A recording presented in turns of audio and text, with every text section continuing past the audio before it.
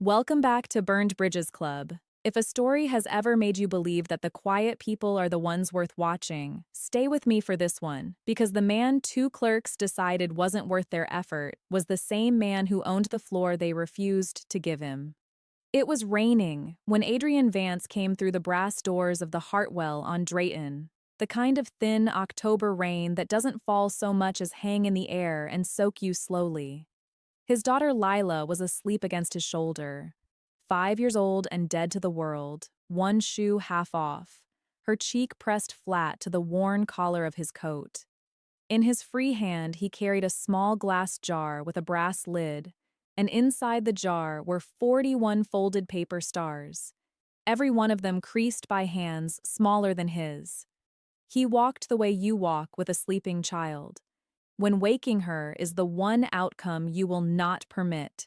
Slow, careful, counting the marble squares under his feet, so each step landed soft. The lobby smelled of cut lilies and floor polish. A chandelier the size of a small car threw warm light down onto two women behind the front desk, and one of them looked up at him, took in the soaked coat and the sleeping kid and the cheap-looking jar in his hand, and reached her verdict before his mouth had even opened. "We're full," she said. He hadn't asked yet.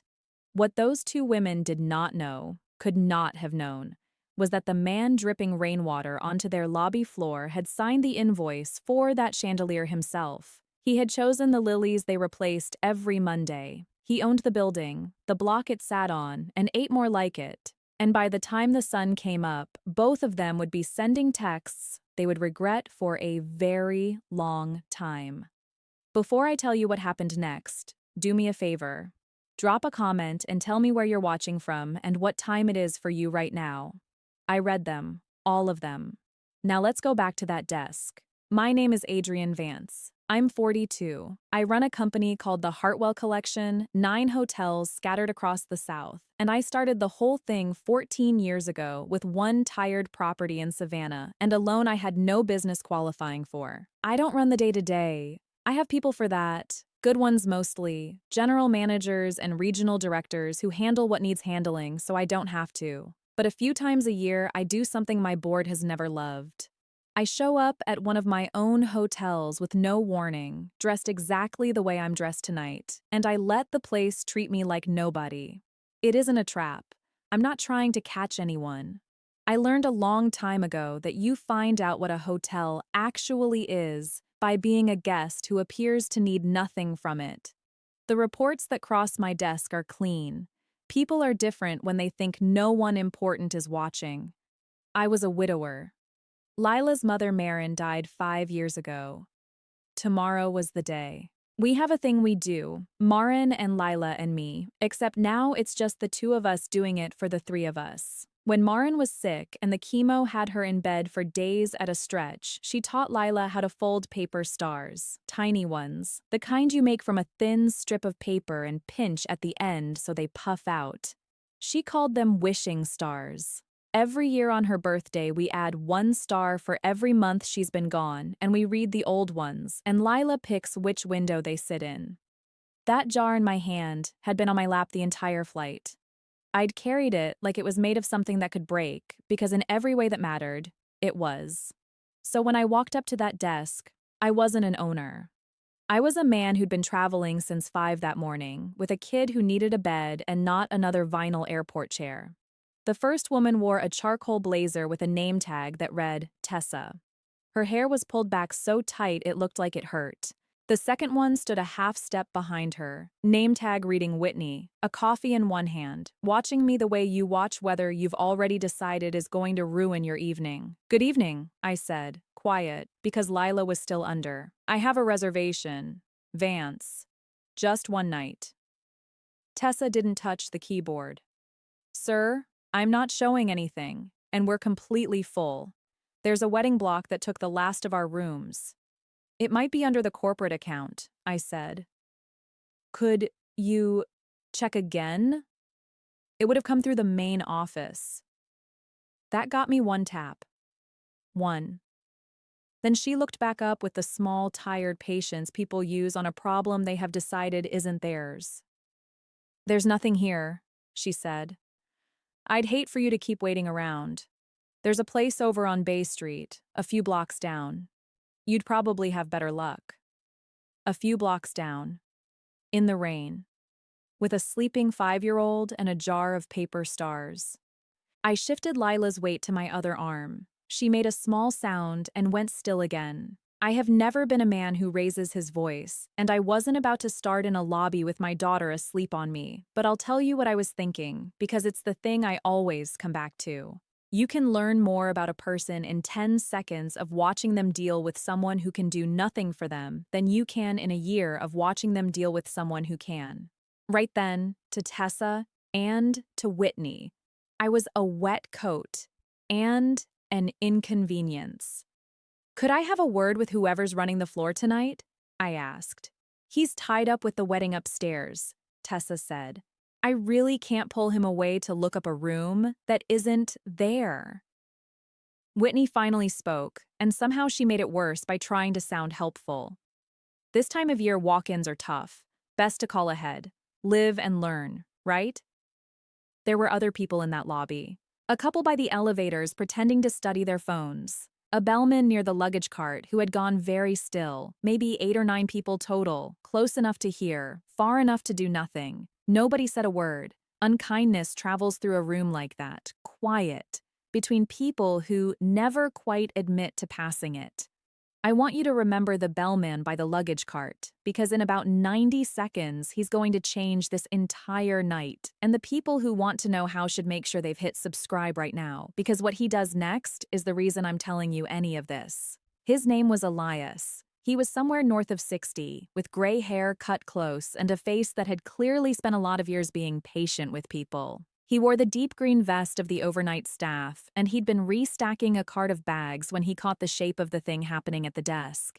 He didn't catch the words. He caught the posture, the sleeping kid, the soaked man holding her, the way 2 people behind a counter were leaning back instead of forward. He set a bag down and came over. He didn't go to his co-workers. He came to me. "Evening, sir," he said. "Everything all right here?" "I've got a reservation that won't come up," I said. "And I'm told the house is full." Elias glanced at the screen, then at Tessa. "Did you pull the proprietor hold?" he asked. "Anything booked off the main office doesn't sit in the front queue. You have to open the house account and look under held rooms. It's a different tab." Tessa's jaw tightened. "I checked the system." "Check the house account," Elias said again. Same gentle voice. Different weight underneath it now. Like a hand resting flat on a table. She clicked. She clicked again. I watched her face change in real time, the way a face changes when the floor it was standing on turns out not to be there. "There's a room," she said slowly.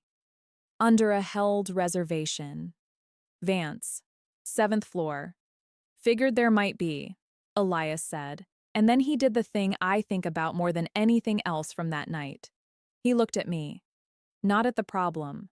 At me. The way you look at a person you've decided is worth the seeing. His eyes went to the jar in my hand, where the brass lid had come loose somewhere over the Carolinas, and 3 of the stars had slipped out and were sitting in the crook of my elbow, dented from the flight. "You dropped a couple," he said softly. He held out an open palm. "May I?" I let him take them. He smoothed each crumpled star between 2 fingers, careful, like a man who has handled small, fragile things before and knows how. Then he fit them back through the jar's mouth and pressed the lid down until it clicked. "That's a lot of stars," he said. "Somebody you love?" "My wife," I said. "She passed. Tomorrow's the day. 5 years." I don't know why I told a stranger in a wet lobby. Maybe because he was the first person in an hour who acted like I was a man and not a delay. Our daughter and I add one for every month she's been gone. We read them. Something crossed his face right then that wasn't about rooms or check-in at all. He looked at Lila, asleep, one braid half undone, her hand curled in my collar.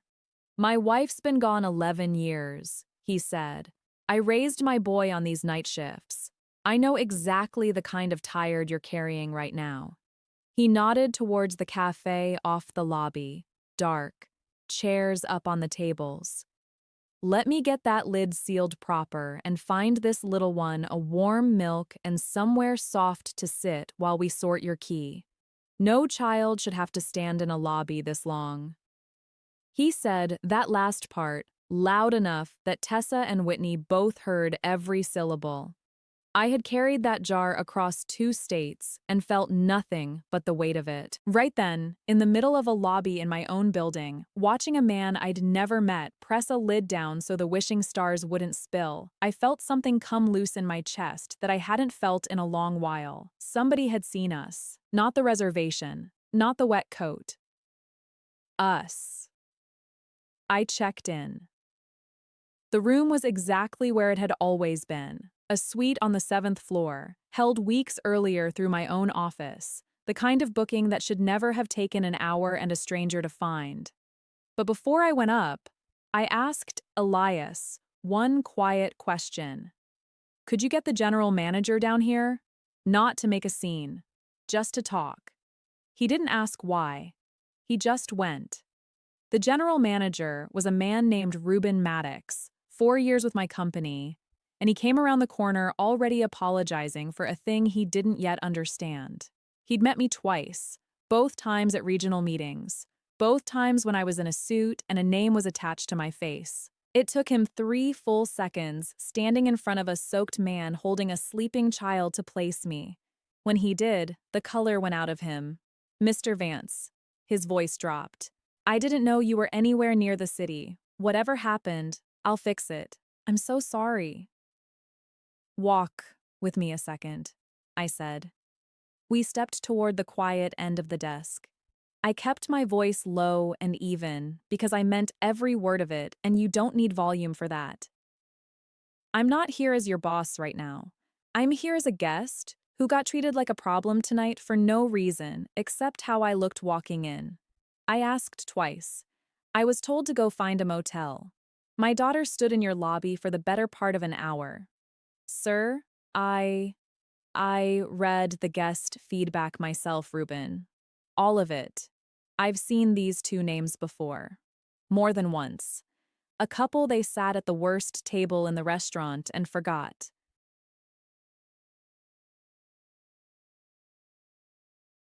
It got logged and it got buried. I looked at him. So here's my only question, and I want you to actually sit with it.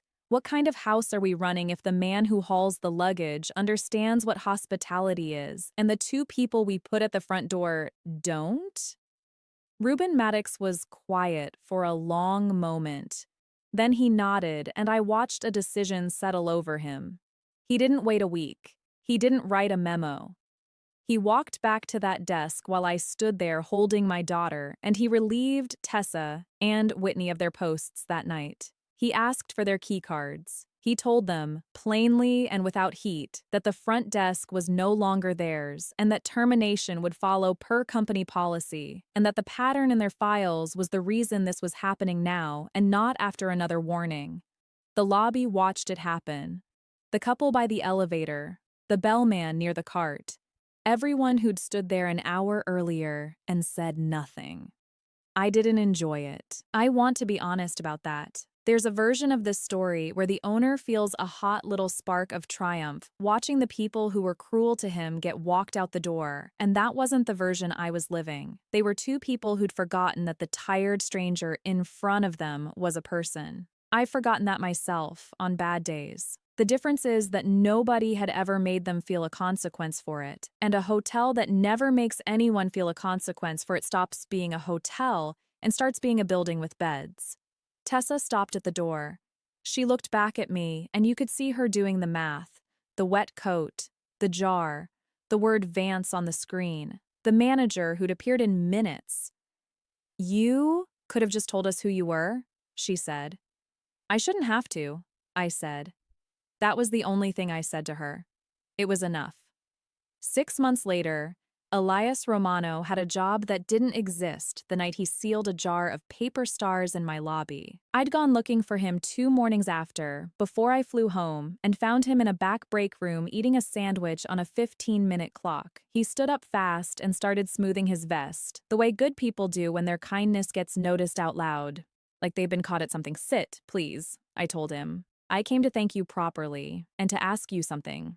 I told him I was rebuilding the program that trains every new hire across all 9 properties, the one that's supposed to teach people what hospitality actually is once you get past the scripted greeting. I told him I wanted him to help design it. That, honestly, he'd run circles around half the people we currently pay to do that job.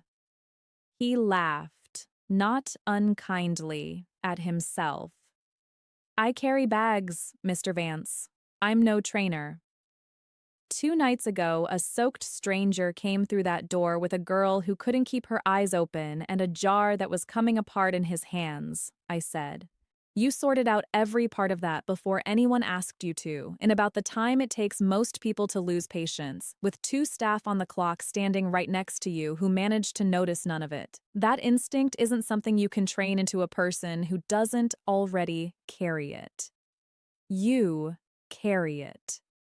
I'd like to put you in front of the ones who don't and pay you what that's worth. He took a few days. He called his son. His son told him he'd be a fool to say no. Within the year, he was the guest care lead for the entire Hartwell collection, a man whose actual job was now to walk new hires through how to see the person in front of them.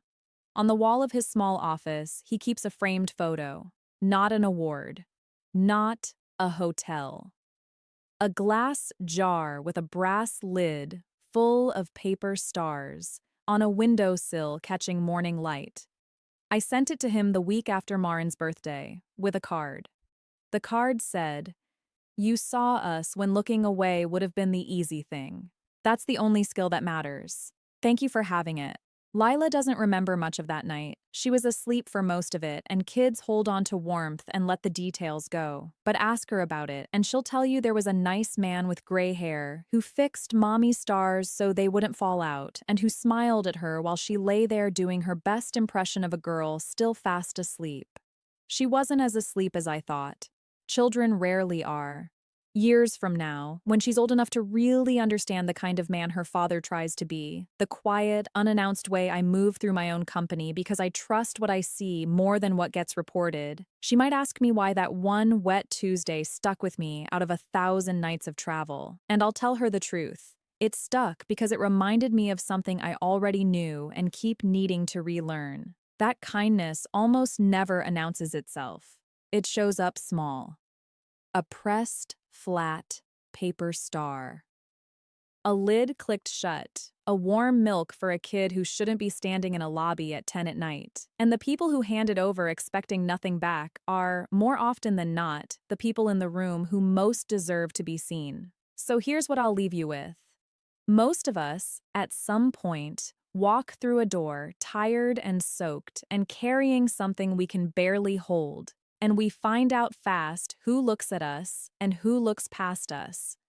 You'll remember the ones who looked past you for about a week. The one who looked at you, you'll carry for the rest of your life. If you've ever been the tired person nobody saw, or the one who chose to see someone else when it would have been easier not to, tell me about it in the comments. I mean that.